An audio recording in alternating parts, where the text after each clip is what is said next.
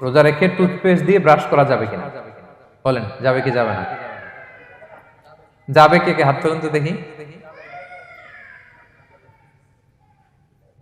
হ্যাঁ, মাত্র একজন, দুইজন, তিনজন, চারজন, পাঁচজন, ছজন, দল ভারী হচ্ছে আস্তে আস্তে। হ্যাঁ, টুথপেস্ট দিয়ে ব্রাশ করা যাবে কি যাবে না? হুম, যাবে মাত্র পাঁচজন, আর যাবে না কয়জন দেখি? যাবে না, অনেকে যাবে না, অনেকে হাত তুলে নাই, ভাবছে কোন জায়গায় হাত তুলে কোন বিপদে পড়ি। চুপচাপ দেখি যে কোনটা জিতে। যাবে না? যাবে না, দল ভারী না? যাবে, এই সুন্দর বলছে, যাবে কিন্তু না করাই ভালো। হ্যাঁ হ্যাঁ, যাবে। টুথপেস্ট দিয়ে ব্রাশ করলে রোজা ভাঙে না, তবে যদি খুব স্ট্রং টুথপেস্ট হয় এগুলো ব্যবহার না করা ভালো। দিনের বেলায় মেসওয়াক করা ভালো।